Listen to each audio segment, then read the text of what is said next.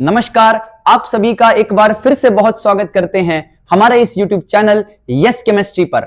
आज के इस वीडियो में मैं आप सभी के लिए लेके आया हूं सॉलिड स्टेट चैप्टर का इंपॉर्टेंट क्वेश्चन। और पिछले दो वीडियो में आप लोगों ने बहुत ज्यादा प्यार दिखाया, इसके लिए बहुत बहुत धन्यवाद।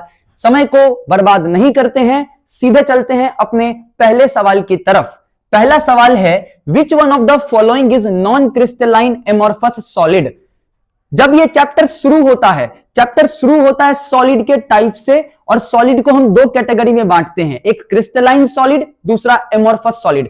क्रिस्टलाइन सॉलिड वैसे सॉलिड को कहते हैं जिसमें पार्टिकल्स का अरेंजमेंट सिस्टमेटिक होता है, वहीं दूसरी तरफ एमोर्फस सॉलिड वैसे सॉलिड को कहते हैं जिसमें पार्टिकल्स का जो अरेंजमेंट होता है वो सिस्टमेटिक नहीं होता है। क्रिस्टलाइन सॉलिड को ट्रू सॉलिड कहते हैं, एमोर्फस सॉलिड को सूडो सॉलिड या सुपर कूल्ड लिक्विड कहते हैं। इसके बाद जो इंपॉर्टेंट बात आपको याद रखना है इस चैप्टर में, वो है इन क्रिस्टलाइन सॉलिड और एमोर्फस सॉलिड का एग्जांपल्स। एग्जांपल पे बहुत सारा सवाल आता है और एग्जांपल आप याद करके जाओगे तभी सही जवाब एग्जाम में लिख पाओगे।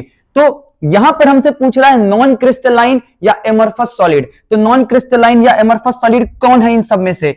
तो इन सब में से एमोर्फस सॉलिड है ग्लास, ठीक है, इन सब में से एमोर्फस सॉलिड है ग्लास। तो इसका सही आंसर हो जाएगा option number C, which is glass. चलिए अगले सवाल पर चलते हैं। और बाकी जो भी ऑप्शन है, डायमंड, कॉमन सॉल्ट और ग्रेफाइट, ये सब के सब क्रिस्टलाइन सॉलिड हैं। अगले सवाल पर चलते हैं। अगला सवाल, which one of the following is network solid. Network solid covalent solid को कहते हैं। कोवेलेंट सॉलिड कौन सा है इनमें से? Covalent solid option number C, diamond है कोवेलेंट सॉलिड, बाकी सब मॉलिक्यूलर है। अगला सवाल कह रहा है the total number of crystal system is. अगर आपने ये चैप्टर एक बार भी पढ़ा है तो आपको ये बात याद होगा कि total number of crystal system होते हैं 7। कौन कौन से होते हैं? CTROHMT। लेकिन आपको तो याद नहीं है, लेकिन आपको याद अब हो जाएगा। अब एक ऐसा ट्रिक बता रहा हूं जिससे आपको 100% ये 7 क्रिस्टल सिस्टम का नाम याद हो जाएगा। और वो ट्रिक क्या है समझिए। मान लीजिए कि आपकी वाली आपसे रूठ गई और रूठ के रोने लगी, तो आप क्या करिएगा? आप चुप कराइएगा। कैसे चुप कराइएगा? आप बोलिएगा मत रो। नहीं, आप ऐसे नहीं बोलेगा, आप थोड़ा प्यार से बोलिएगा। आप बोलिएगा क्यूटी रो मत। आपके ऐसा बोल देने से वो चुप भी हो जाएगी और आपको 7 क्रिस्टल सिस्टम याद भी हो जाएगा। लेकिन काम यहीं तक खत्म नहीं होता है। आपको CTROHMT के बाद इन सबका नेम भी पता होना चाहिए। C से क्यूबिक, T से टेट्रागोनल, रोम्बोहेड्रल, ऑर्थोरोम्बिक, हेक्सागोनल, मोनोकिल्लिक और ट्राइकिल्लिक। चलिए यहां ये काम खत्म हुआ, मतलब आपको अब अभी से पहले 7 क्रिस्टल सिस्टम के नाम नहीं पता थे, लेकिन अब पता है। तो एग्जाम में अगर भूल जाओ तो क्या बोलोगे क्यूटी रो मत, ठीक है? बस ज्यादा जोर से मत बोल देना। चलो ऑप्शन टिक किया मैंने, इसका आंसर 7, ऑप्शन नंबर ए। अगले सवाल पर चलते हैं। अगला सवाल, coordination number of metal crystallizing in a hexagonal close packed structure. देखो मैं फिर से बता दे रहा हूं, कोऑर्डिनेशन नंबर या फिर ये जो चैप्टर है, सुनो मेरी बात पहले, ये जो चैप्टर है ये चैप्टर मेमोरी बेस्ड है।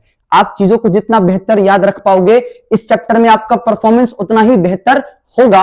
आपको ऑलरेडी मैंने बता रखा है कि चैप्टर में क्या क्या याद करना है, उसको आपके नोट कॉपी में अलग से लिखवाया हूं, उसको याद कर लीजिए। बहुत सारा ऑब्जेक्टिव तो देखते हैं टिक मार दोगे। चलो बात करते हैं हेक्सागोनल क्लोज पैक्ड स्ट्रक्चर में हमसे पूछ रहा है कोऑर्डिनेशन नंबर। मैं आपको बता दूं कोऑर्डिनेशन नंबर होता है नजदीकी पड़ोसी, और हेक्सागोनल क्लोज पैकिंग में नजदीकी पड़ोसी होता है 12। चलते हैं अगले सवाल में। नोट पलटाइए, नोट में आपको दिख जाएगा, वहां से याद करिए, ठीक है? अगर स्ट्रक्चर को देख के याद करते हैं तो लंबे समय तक दिमाग में टिका रहेगा और कंफ्यूज भी नहीं होइएगा। चलिए अगला सवाल, what is the coordination number of sodium in sodium oxide. Sodium oxide में सोडियम का कोऑर्डिनेशन नंबर क्या है? सोडियम ऑक्साइड में सोडियम का कोऑर्डिनेशन नंबर क्या है? इसके लिए आपको एक बात पता होना चाहिए कि सोडियम ऑक्साइड में ना हमारे पास होता है sodium ion which is cation and oxide ion which is anion. जो केटायन होता है ना भाई, किसी भी क्रिस्टल लैटिस में जो केटायन होता है ना, वो केटायन वॉइड को ऑक्युपाई करता है, वॉइड के पास रहता है, वॉइड में रहता है। और वॉइड दो प्रकार का होता है। कौन कौन सा? एक टेट्राहेड्रल वॉइड और दूसरा होता है ऑक्टाहेड्रल वॉइड। दो प्रकार का वॉइड पढ़ा रखा हूं ऑलरेडी क्लास में कि दो प्रकार का वॉइड होता है, टेट्राहेड्रल वॉइड और ऑक्टाहेड्रल वॉइड। तो टेट्राहेड्रल वॉइड किसको बोलते हैं? ध्यान दीजिएगा, जब तीन एटम साथ में ऐसे रखा हो और इसके ऊपर हम एक और एटम को रख देंगे, तो आप ऐसा सोचो, एज्यूम करो, या फिर आप ऐसा सोच पा रहे होंगे कि यहां पर थोड़ा सा खाली जगह बचा होगा बीच में। जब तीन एटम के बीच में एक एटम रख रहा हूं ऊपर से, तो बीच में जो खाली जगह बचा है ना, यही क्या है? यही है टेट्राहेड्रल वॉइड। और टेट्राहेड्रल वॉइड का कोऑर्डिनेशन नंबर होता है 4। क्यों? कितने एटम्स ने घेर रखा है? 4 एटम्स ने। टेट्राहेड्रल वॉइड का कोऑर्डिनेशन नंबर होता है 4। ऑक्टाहेड्रल वॉइड कैसे बनता है? देखिएगा, 3 एटम्स को मैंने रखा इस प्रकार और इसके ऊपर से 3 और एटम्स को रखूंगा, लेकिन क्या करूंगा? इसके कॉन्फ़िगरेशन को पलट देंगे, यानी जहां पर एक एटम थे उस तरफ 2 एटम और जहां पर 2 एटम थे उधर 1 एटम। अब जो वॉइड क्रिएट हो रहा है ना यहां पर, वो वॉइड कहलाएगा ऑक्टाहेड्रल वॉइड। और ऑक्टाहेड्रल वॉइड का कोऑर्डिनेशन नंबर कितना होगा? कितने लोग मिलकर ऑक्टाहेड्रल वॉइड बना रहे हैं? सर नीचे 3 ऊपर 3 6, तो इसका कोऑर्डिनेशन नंबर होता है 6, याद रखिए। अब आपको यह पता होना चाहिए कि Na2O के स्ट्रक्चर में जो Na+ होता है वो होता है टेट्राहेड्रल वॉइड में। किसमें? टेट्राहेड्रल वॉइड में। यह बात तो याद रखना पड़ेगा। और अगर आपको यह बात याद रहा तो आप आंसर भी समझ गए कि टेट्राहेड्रल वॉइड का कोऑर्डिनेशन नंबर 4 होता है सर। तो और Na+ भी टेट्राहेड्रल वॉइड में, तो आंसर हो जाएगा ऑप्शन नंबर सी। चलते हैं जल्दी से अगले सवाल पर। अगला सवाल कह रहा है what is the coordination number in a square close packed structure in 2 dimension. यहां पे 2D यूनिट सेल का बात हो रहा है, उसमें भी स्क्वायर का बात हो रहा है। समझिए, अगर मैं बात करता हूं एक स्क्वायर क्लोज्ड पैक्ड स्ट्रक्चर की, तो समझते हैं इसको एक स्क्वायर ड्रॉ करना पड़ेगा। मान लीजिए मेरे पास 2D स्क्वायर क्लोज पैकिंग है, 2D स्क्वायर क्लोज पैकिंग है कुछ इस प्रकार, ठीक है।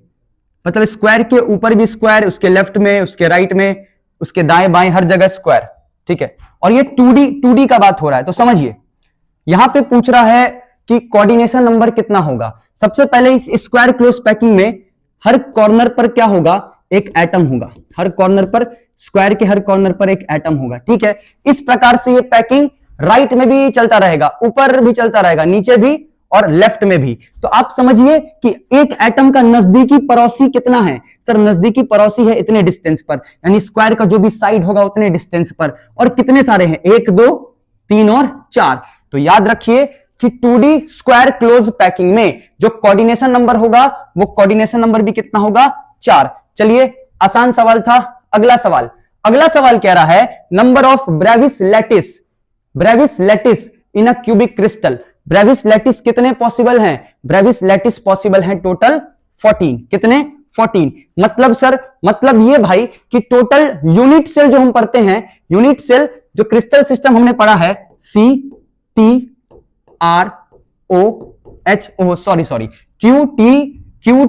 रो मत, है ना, QT रो मत, 2 2 4 2 6 1 7। ये तो अब तुम लोग भूलोगे नहीं कभी, है ना, यही सब तुम लोग को याद रहता है। CTROHMT। यहां पे ब्रेविस लैटिस क्या है? आपको मैं बता दूं कि जितने भी यूनिट सेल होते हैं ना, उनमें एटम्स का अलग अलग प्रकार का पैकिंग होता है।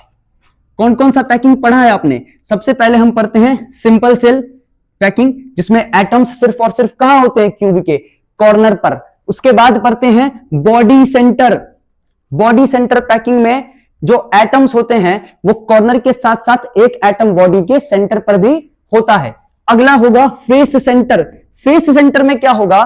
सारे कॉर्नर पे तो एटम होंगे, लेकिन कॉर्नर के साथ साथ हर फेस के सेंटर पर भी एक एटम होगा। और आखिरी एज सेंटर, इसमें क्या होता है? हर कॉर्नर पे एटम होगा और 2 अपोजिट फेस पर होगा। तो ये 4 प्रकार का पैकिंग कर सकते हैं, 4 अलग अलग प्रकार का पैकिंग कर सकते हैं। तो ऐसे अगर देखा जाए सब में 4 प्रकार का पैकिंग करिएगा ना, तो टोटल कितने ब्रेविस लैटिस पॉसिबल हो सकते थे? कितने हो सकते थे? 7 4 जा 28।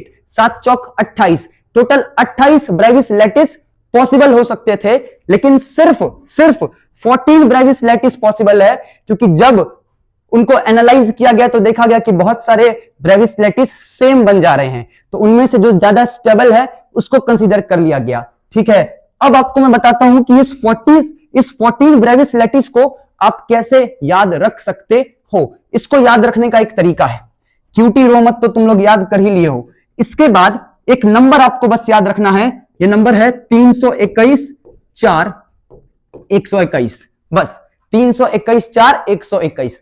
अगर ये नंबर याद कर लिया ना तो फिर तुमको ये जो ब्रेविस लैटिस है ये भी याद हो जाएगा। तुम बता पाओगे कि क्यूबिक यूनिट सेल में कौन कौन से पैकिंग्स पॉसिबल हैं। कैसे? क्यूबिक को मिला है 3 नंबर, शुरुआत से 3 नंबर गिन दो, शुरुआत से यानी स्टार्टिंग से। पहला 3 कौन सा है? पहला 3 कौन सा है? SC, BC और FC। यानी क्यूब में कौन से पैकिंग पॉसिबल हैं? SC, BC और FC। इसके बाद टेट्रागोनल में 2, तो स्टार्टिंग का दो SC और BC। इसके बाद R में SC है ना, रोम्बोहेड्रल में SC। याद रखिएगा ऑर्थोरोम्बिक में चारों पॉसिबल है। कौन सा? SC, BC, FC और EC। इसके बाद हेक्सागोनल में सिर्फ एक, सबसे ऊपर कौन है? SC। मोनोक्लिनिक में थोड़ा सा एक्सेप्शन है, याद रखना पड़ेगा। मोनोक्लिनिक में जो 2 है ना, इसमें सबसे पहले SC और सीधा आखिरी वाला कौन सा? EC है ना, EC। इसलिए मैं इसको ऐसे ब्रैकेट में बंद कर देता हूं क्योंकि इसमें थोड़ा सा एक्सेप्शन है। उसके बाद ट्राइक्लिनिक की बात करें तो ट्राइक्लिनिक में सबसे ऊपर कौन है? SC। तो मैंने आपको टोटल 14 ब्रेविस लैटिस याद रखने का तरीका बता दिया। अब 14 काउंट कर लो, 3 तो 5 6 7 8 9 10 11 12 13 14, टोटल 14। मैं उम्मीद करता हूं कि आपको जो भी तरीका बताया हूं उस तरीके से याद तुम इसको कर लो, जिम्मेदारी समझ के कर लो। चलो अगले सवाल पर चलते हैं। Percentage of free space. ये फ्री स्पेस वाला जितना बात लिखा हुआ है तुम्हारे कॉपी में या तुम्हारे नोट में या जिस भी सोर्स से तुम पढ़ते हो, पैकिंग एफिशिएंसी या वॉइड स्पेस या फ्री स्पेस जो भी बोलो, वो तुमको सारे पैकिंग का याद होना चाहिए। ठीक है, सारे पैकिंग का याद होना चाहिए। तो यहां पे हमसे पूछ रहा है BCC का, बॉडी सेंटर क्यूबिक पैकिंग का हमसे पूछ रहा है फ्री स्पेस कितना होता है बॉडी सेंटर क्यूबिक पैकिंग में यार। तो आपको बता दूं कि BCC पैकिंग में जो पैकिंग एफिशिएंसी होता है भाई, वो होता है 68%, 68%। मतलब BCC पैकिंग वाले केस में एक क्यूबिक यूनिट में 68% जगह जो है वो एटम्स ले लेते हैं, या फिर जो भी एटम्स हो सकते हैं, मॉलिक्यूल्स हो सकते हैं, आयंस हो सकते हैं, ले लेते हैं। कितना स्पेस ले लेते हैं? 68%। तो बच कितना गया? वॉइड स्पेस बोलते हैं जो बच गया, उसको वॉइड स्पेस या फिर उसको फ्री स्पेस कहते हैं। कितना बच गया? 100 में से 68 माइनस कर दो, हो जाएगा 32%। तो इसका आंसर कितना हो जाएगा भाई? Option number A, 32%। ध्यान रखिएगा, और मैं तो एक का बताया हूं, बाकी सबका भी याद रख लीजिएगा। ठीक है, चलिए जैसे मैं आपको बता देता हूं SCC पैकिंग, SCC पैकिंग में होता है 53% खाली, 53% पैकिंग एफिशिएंसी। तो खाली कितना हो जाएगा? 100 माइनस 53 यानी 47। इसके बाद BCC तो बता दिया 68% भरा हुआ है, तो खाली कितना है? 32%। इसके बाद बॉडी सेंटर के बाद FCC की बात करें तो FCC में ध्यान रखिएगा, FCC में का पैकिंग एफिशिएंसी सबसे ज्यादा होता है 74%। इसलिए FCC को क्लोजेस्ट क्यूब पैकिंग यानी CCP भी कहते हैं। इसके बाद एक और पढ़ते हैं हम लोग हेक्सागोनल वाला, तो हेक्सागोनल में HCP पैकिंग भी होता है 74%। ये सब बात इसीलिए बताया हूं क्योंकि आप जो ये सवाल देख रहे हो, ये सवाल इन सब में से किसी के भी बारे में पूछ सकता है। तो याद रहेगा तो फिर आपके लिए ही बढ़िया होगा, याद रहेगा तो सही आंसर को टिक मार पाओगे। चलिए अगले सवाल पर चलते हैं। अगला सवाल कह रहा है the percentage of empty space in body centre. वही सवाल रिपीट हो गया दोबारा, 32%। नेक्स्ट क्वेश्चन, अगला सवाल लैटिस साइट क्रिस्टल सिस्टम में। याद रखिए लैटिस साइट पर, यानी हम जो बात करते हैं ना कि जो पैकिंग करते हैं एफसीसी पैकिंग या एससीसी पैकिंग, उसमें कॉर्नर पे एटम्स बैठते हैं। उन एटम्स की जगह पर यानी उस लैटिस साइट पर कौन कौन हो सकता है? उस लैटिस साइट पर मॉलिक्यूल हो सकता है, आयन भी हो सकता है, एटम भी हो सकता है, इलेक्ट्रॉन नहीं हो सकता है। और हमसे पूछ रहा है कौन नहीं हो सकता है, तो इलेक्ट्रॉन, है ना, कैन नॉट बी, ठीक है, इलेक्ट्रॉन। अगला सवाल, let the number of close packed sphere be n, the number of tetrahedral void generated. याद रखिएगा किसी क्लोज्ड पैक स्ट्रक्चर में, है ना, अगर टोटल एटम्स n है, टोटल स्पेयर्स n है, तो फिर टेट्राहेड्रल वॉइड का जो संख्या होता है, टेट्राहेड्रल वॉइड का जो संख्या होता है वो होता है 2 इंटू n के बराबर। और अगर ऑक्टाहेड्रल वॉइड का संख्या निकालना है, अगर ऑक्टाहेड्रल वॉइड का संख्या निकालना है तो वो होता है n के बराबर। टेट्राहेड्रल डबल, है ना, किसी क्लोज पैकिंग में अगर नंबर ऑफ स्पेयर्स n है तो टेट्राहेड्रल वॉइड का संख्या हो जाएगा 2n और ऑक्टाहेड्रल वॉइड का संख्या हो जाएगा n। याद रखिएगा, नोट्स में बहुत शानदार तरीके से लिखवा रखा हूं, दिक्कत नहीं होना चाहिए। Option number B. अगला सवाल, which of the following pair of structure both tetrahedral और ऑक्टाहेड्रल, बेहद इंपॉर्टेंट सवाल। याद रखिएगा कि टेट्राहेड्रल और ऑक्टाहेड्रल वॉइड सिर्फ और सिर्फ अपने को HCP और CCP को ही FCC पैकिंग भी कहते हैं, फेस सेंटर पैकिंग भी कहते हैं, इसमें ही पॉसिबल है और किसी में वॉइड का जिक्र नहीं होगा। वॉइड का जिक्र यानी टेट्राहेड्रल वॉइड और ऑक्टाहेड्रल वॉइड का जिक्र सिर्फ और सिर्फ HCP पैकिंग और CCP पैकिंग में होगा। चलते हैं अगले सवाल पर। अगला सवाल, amorphous solid can be called as, आता ही बता दिया था, एमोर्फस सॉलिड को क्या बोल सकते हैं? एमोर्फस सॉलिड को pseudo solid, super cooled liquid कह सकते हैं, नॉन क्रिस्टलाइन भी कह सकते हैं। तो आंसर हो जाएगा option number D. Next question, अगला सवाल, graphite can not be classified as. यार ग्रेफाइट याद होगा, ग्रेफाइट का नाम तो सुना ही होगे, है ना, the only non metal which conducts electricity is graphite. तो ग्रेफाइट जो है कंडक्टिंग है, कोवेलेंट भी है, नेटवर्क भी है। कोवेलेंट को ही नेटवर्क कहते हैं, तो क्या नहीं है? आयोनिक नहीं है। ग्रेफाइट इज नॉट आयोनिक, याद रखिएगा। अगला सवाल, पैकिंग एफिशिएंसी HCP CCP। देखो तुमको पैकिंग एफिशिएंसी बताया और यहां वही सवाल आ गया। तुमको बताया था HCP और CCP दोनों का पैकिंग एफिशिएंसी होता है 74%। तो वॉइड स्पेस कितना हो जाएगा? वॉइड स्पेस होगा 26%, खाली जगह 26%, अब भरा हुआ जगह 74%। तो इस चीज को समझिए, आंसर क्या हो जाएगा इसका? 74%, क्योंकि पैकिंग एफिशिएंसी पूछ रहा है। चलिए अगले सवाल पर चलते हैं। अगला सवाल, क्वार्ट्ज इज, मतलब ये एग्जांपल है। क्वार्ट्ज जिसका फॉर्मूला होता है, क्वार्ट्ज का फॉर्मूला क्या होता है? SiO2। क्वार्ट्ज क्या है? तो भाई क्वार्ट्ज जो है वो होता है क्रिस्टलाइन सॉलिड। लेकिन यहीं पर बच्चे गलत कर देते हैं। याद रखिए, अगर आपसे पूछ देगा क्वार्ट्ज ग्लास, तो क्वार्ट्ज ग्लास क्रिस्टलाइन नहीं होता है। ग्लास वर्ड दिख जाए ना तो समझ जाना एमोर्फस का ही बात कर रहा है। क्वार्ट्ज ग्लास एमोर्फस होता है ना, एमोर्फस होता है ना, समझ जाओ, PHOUS। चलिए अगले सवाल पर चले। अगला सवाल कह रहा है, विच of the following is a crystalline solid. इनमें से कौन क्रिस्टलाइन सॉलिड है? देखो जो भी सवाल मैं पूछ रहा हूं सब कभी ना कभी आपके एग्जाम में आया हुआ है और यही सब सवाल आपके एग्जाम में आते हैं। मेमोरी पावर जितना बढ़िया होगा, चीजों को जितना बढ़िया याद रख पाओगे, ये चैप्टर उतना बेहतर होगा तुम्हारा। क्रिस्टलाइन सॉलिड कौन सा इन सब में से? तो डायमंड क्रिस्टलाइन सॉलिड है।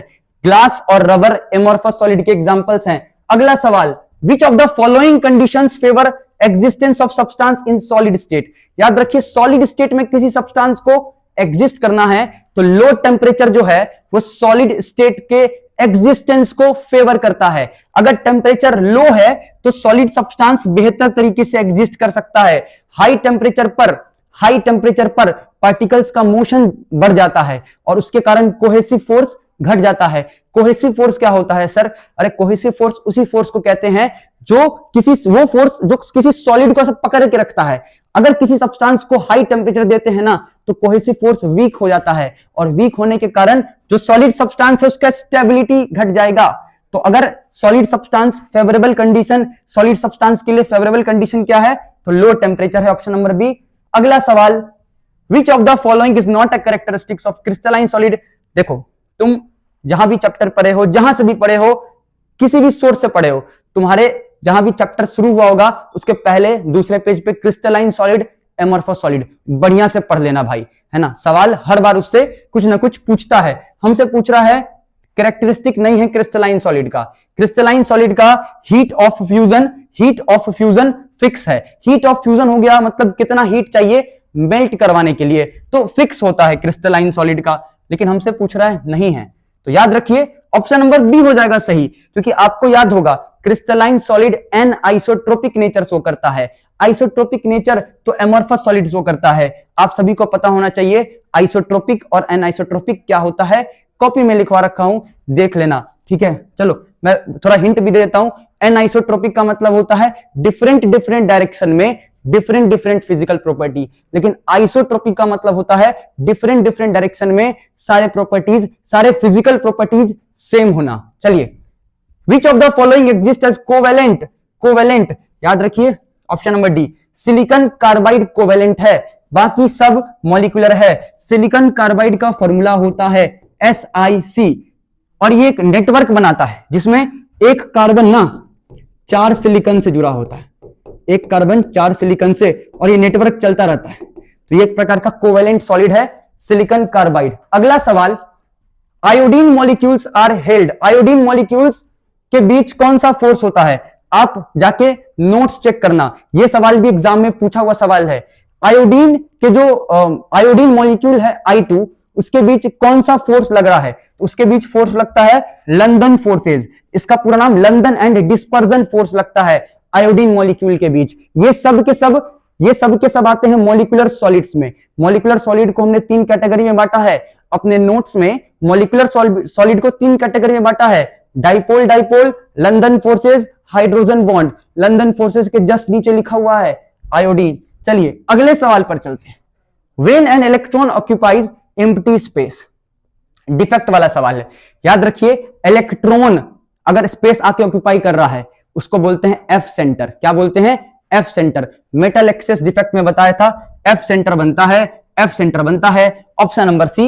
इलेक्ट्रॉन आ रहा है, किसी स्पेस को ऑक्यूपाई कर रहा है, एफ सेंटर बनता है, याद रखिएगा।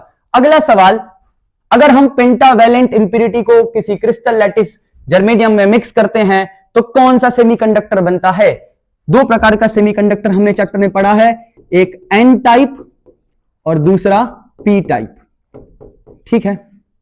एन टाइप और पी टाइप, डिफरेंस याद रखिए। अगर किसी ग्रुप 14 के एलिमेंट में ग्रुप 14 के एलिमेंट में तीनों ग्रुप का काम पड़ेगा। ग्रुप 14 के एलिमेंट में अगर किसी ग्रुप 13 के एलिमेंट का डोपिंग किया जाए, मतलब ग्रुप 14 के एलिमेंट में किसी ग्रुप 13 के एलिमेंट को लाके मिक्स कर दिया जाए, तो याद रखिए इस केस में बन जाता है P type semiconductor, P type semiconductor. और अगर ग्रुप 14 के एलिमेंट में ग्रुप 15 के किसी एलिमेंट को लाके डोपिंग करवा दिया जाए तो बन जाता है एन टाइप सेमीकंडक्टर। इस चीज को याद रखिएगा। पी टाइप और एन टाइप 2 प्रकार है, याद रखने का एक तरीका बताता हूं। पी टाइप, पी से होता है पहले, तो जो पहले है उसमें पी टाइप और जो बाद में है वो एन टाइप। तो इसका आंसर क्या हो जाएगा? देखो यहां क्या कह रहा है, यहां सवाल में थोड़ा सा ट्विस्ट है। कह दिया पेंटावेलेंट इंप्यूरिटी लाया हूं। पेंटावेलेंट का मतलब हो गया भाई कि जो भी इंप्यूरिटी आया है ना उसका वैलेंसी 5 है। अब इतना तो तुम पढ़ लिए हो इनऑर्गेनिक कि तुमको पता होना चाहिए कि ग्रुप 13 के एलिमेंट का वैलेंसी 5 होता है कि ग्रुप 15 के एलिमेंट का होता है। ग्रुप 15 का होता है 5, यानी आंसर हो जाएगा N type, option number B. चलिए अगले सवाल पर चलें। अगला सवाल कह रहा है विच of the following types of defect causes decrease in density. इसका भी एक ट्रिक बताऊं क्या? इसका भी एक ट्रिक बताता हूं। वैसे थ्योरेटिकल सेक्शन जब तुम पढ़ोगे ना तब डिफेक्ट जो है वो तुम्हारा अच्छा खासा नोट बन जाएगा, अच्छा खासा सेक्शन है, उसको ठीक से तो पढ़ भी लेना। लेकिन एक थोड़ा जुगारू ट्रिक बता देता हूं। यहां पे बोल रहा है कौन सा डिफेक्ट डेंसिटी को डिक्रीज करेगा। समझिए, फ्रैंकल डिफेक्ट में याद रखिए कि इसमें ना जो केटायन होता है वो फ्रैंक हो जाता है। फ्रैंक होने का मतलब क्या है तुम लोग को पता ही होगा। केटायन फ्रैंक हो जाता है और फ्रैंक होके इधर उधर घूमने लगता है, ठीक है। स्कूटकी डिफेक्ट में याद रखो, स्कूटकी डिफेक्ट में ना शॉर्ट पड़ जाता है, कमी पड़ जाता है किसी चीज का। कमी पड़ जाने का मतलब डेंसिटी घट जाता है। स्कूटकी डिफेक्ट में डेंसिटी घट जाता है और हमसे यही पूछ रहा है कि डेंसिटी किस में घटता है। डेंसिटी घटने का बात करें, समझना शॉर्ट पड़ गया, शॉर्ट पड़ गया, यानी यहां पे स्कूटकी डिफेक्ट का जिक्र किया जा रहा है। फ्रैंकल डिफेक्ट में क्या होता है ना, डेंसिटी पे कोई फर्क नहीं पड़ता है। क्यों नहीं पड़ता है? क्योंकि उसमें केटायन फ्रैंक होने का मतलब, और ये ट्रिक बता रहा हूं, एग्जाम में मत लिख देना कि केटायन फ्रैंक हो गया, तो नंबर में तुम्हारे साथ प्रैंक हो जाएगा। सुनो इधर, मैं क्या कह रहा हूं, मैं कह रहा हूं फ्रैंकल डिफेक्ट में केटायन फ्रैंक हो जाता है, अपने लैटिस साइड को छोड़ के इधर उधर घूमने लग जाता है, लेकिन रहता तो उसी सॉलिड में है ना, तो डेंसिटी पे कैसे कोई फर्क पड़ेगा। लेकिन स्कूटकी डिफेक्ट में किसी क्रिस्टलाइन सॉलिड से जितने एनायन गायब होते हैं उतने केटायन भी गायब हो जाते हैं, गायब हो गए। जो मौजूद होना चाहिए था वो चीज मौजूद नहीं रहता है, जिस कारण से डेंसिटी कम हो जाता है। फ्रैंकल डिफेक्ट को इसीलिए डिसलोकेशन डिफेक्ट भी बोलते हैं, क्योंकि केटायन फ्रैंक हो जाता है, मतलब अपने जगह से उठ के दूसरे जगह पे चला जाता है। चलिए अगला सवाल, which of the following crystals are shown, which of the following crystal defect लिख लीजिए यहां पे कि कौन सा डिफेक्ट शो करेगा। एजीबीआर, याद रखिए एजीबीआर स्पेशल एग्जांपल है, एजीबीआर दोनों डिफेक्ट शो करता है, स्कूटकी डिफेक्ट भी और फ्रैंकल डिफेक्ट भी। तो इसका 1 और 2 option number A answer, AgBr. सारे एग्जांपल्स याद करो, पैकिंग एफिशिएंसी याद करो, मतलब ये चैप्टर में पहले ही बोल दिया मेमोरी बेस्ड है, जितना भी मेमोरी बेस्ड चीज है एक जगह लिख लो और थोड़ा थोड़ा करके उसको याद कर लो, है ना। चलो आगे, which defect is also known as dislocation, अभी जस्ट बताया डिसलोकेशन, केटायन फ्रैंक होके घूम रहा है इधर उधर, और फ्रैंकल डिफेक्ट में केटायन घूम रहा है, इसी को डिसलोकेशन डिफेक्ट कहते हैं।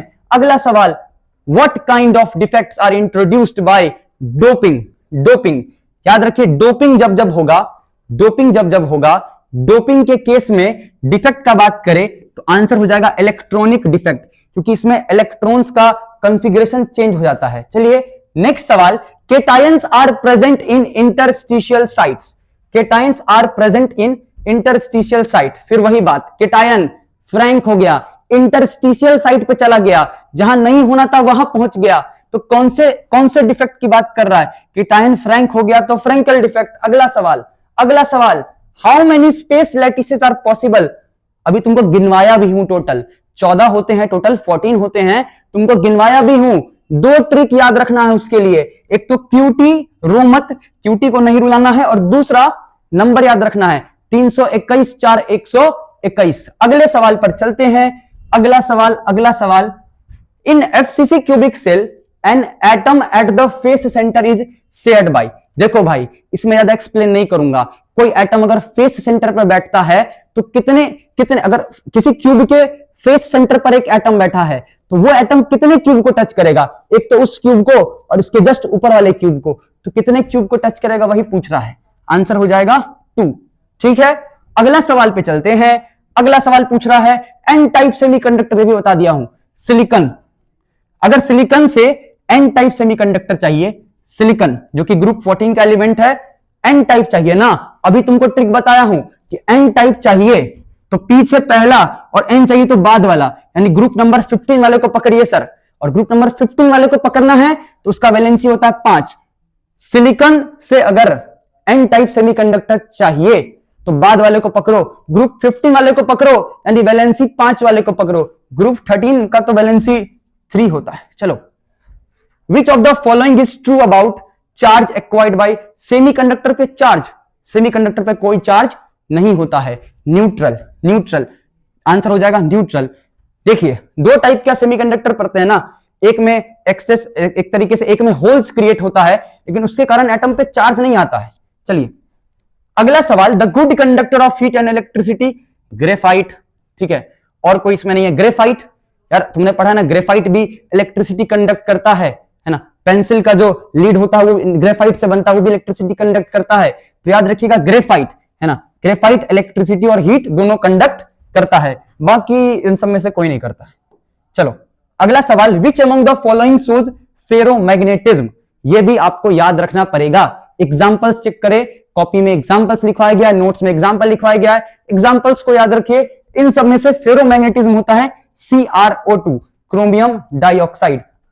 अगला सवाल, which of the following is not the characteristics of ionic solid का कैरेक्टरिस्टिक कौन नहीं है। ठीक है यार, पहला ही ऑप्शन मुझे गलत लग रहा है। कह रहा है very low value of electrical conductivity in the molten state. जबकि कोई आयोनिक सॉलिड अपने मोल्टेन स्टेट में जाएगा, अपने आयंस में टूट जाएगा, अपने आयंस में टूटेगा, तो आपको पता है कि आयोनिक सॉलिड अपने आयन में टूटा तो कंडक्टिविटी का ही बात कर रहा है ना। तो आयोनिक सॉलिड में कंडक्टिविटी कौन कराएगा? आयंस करवाएंगे। और कोई सॉलिड अगर आयंस में टूट जाएगा तो कंडक्टिविटी तो बढ़ जाएगा।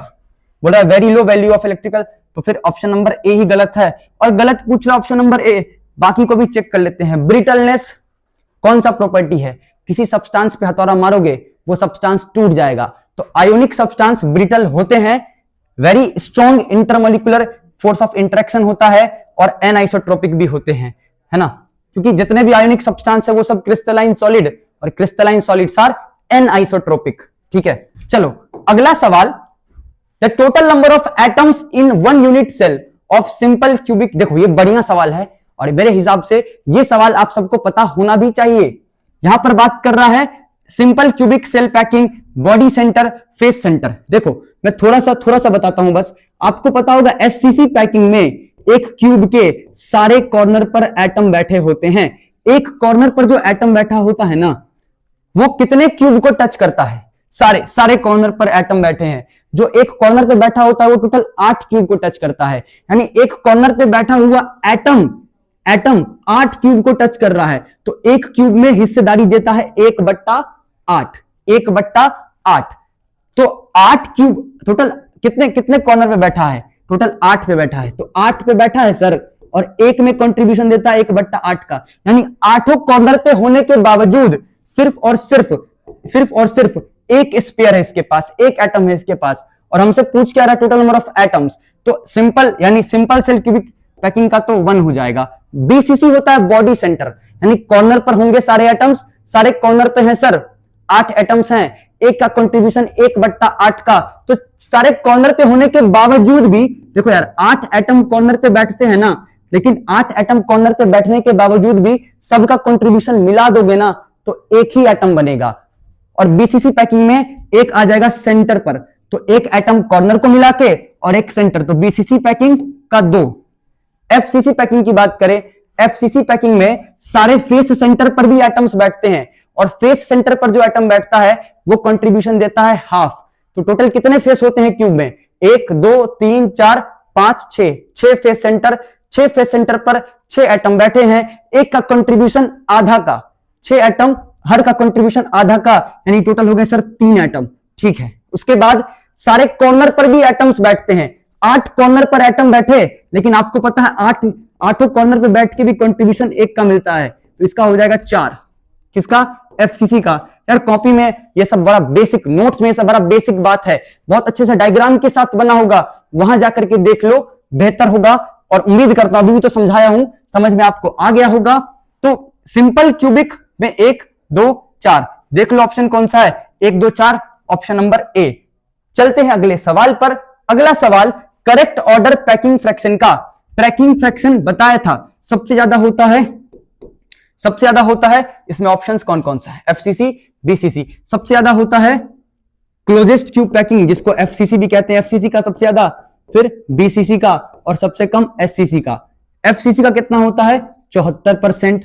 बीसीसी का कितना होता है? 68%। और एससीसी का कितना होता है? 53%।